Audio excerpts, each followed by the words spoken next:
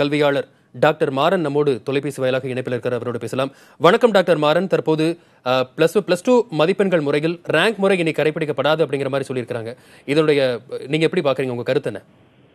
வணக்கம். இது ரேங்க் முறை கடைபிடிக்க முடியாதுங்கிறதுக்கு ரெண்டு விதமா சொல்லலாம். ஒன்னு பாசிட்டிவா சொல்லலாம், ஒன்னு நெகட்டிவா சொல்லலாம். சோ பாசிட்டிவா சொல்லணும் அப்படின்னாக்கா இது மாணவர்களுக்கு இது கண்டிப்பா மனநிலைகள் பாதிக்கும். ஏன்னா இதுவரையும் எல்லாருக்குமே ரேங்க்ங்கிறது ஒரு உண்டு, எப்பொழுதுமே எல்லா சிஸ்டத்துலயும் ரேங்கிங்கிறது உண்டு. ஆனா இதை எனக்கு மாணவர்களுக்கு கண்டிப்பா உலக எனக்கு ஒரு 94 எடுத்த மாணவர் எனக்கு சந்தோஷமா இருப்பாரு.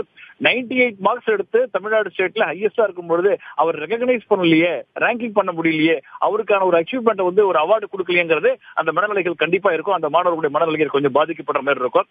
இதை நம்ம சொல்ல முடியும்.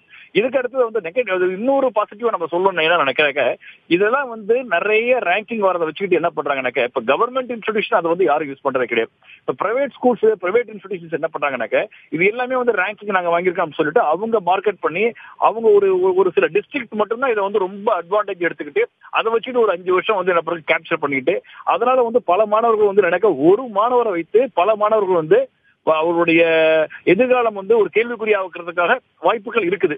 இதுக்காக தான் அரசு செஞ்சிருக்குமோன்னு நாங்க நினைக்கிறோம். அப்படி இருந்தா கூட ஒரு நல்லதுதான். ஆனா பட் ரேங்கிங் சிஸ்டம்ங்கிறது மிக முக்கியமான விஷயங்கள் நம்ம பண்ணிதான் ஆகணும். ஏன்னா படித்தவர்களுக்கு நல்ல ரேங்க் பண்ணவங்களுக்கு ரெகக்னைசேஷன்ஸ் கொடுத்தே ஆகணும். அதனால எதுவுமே இல்லை, போட்டி இருக்கலாமே ஒழிஞ்சு போராமைதான் இருக்கக்கூடாது. அப்ப போட்டி நிறைந்த சூழல்ல கண்டிப்பா ரேங்கிங் மிக முக்கியமான விஷயங்கள். இதை தடுக்கிறது எதுக்கு தெரியல. நீங்க தமிழ்நாட்டுல 1, 2, 3, 4 நீங்க இன்ஸ்டிடியூஷன் நேம் சொல்லாமே நீங்க அதை பண்ணலாம். அதுக்காக இன்ஸ்டிடியூஷன் நேம் சொல்லணும் அவசியம் கிடையாது. ஆனா அதை இன்ஸ்டிடியூஷன் மிஸ்யூஸ் பண்ணாங்கன்னா நீங்க அதுக்கான தகுந்த நடவடிக்கைகளை நீங்க தாராளமா நீங்க அவங்க மேல எடுக்கலாம். அதனால மாணவர்கள் படித்தவர்களை நல்ல திறமையானவர்கள் நம்ம அரசும் சரி, நம்மளுடைய கல்வியாளர்கள் அவங்க ரெகக்னைஸ் பண்ணக்கூடிய தருணம் இது. அதை செஞ்சு ஆகணும்னு நான் நினைக்கிறேன்.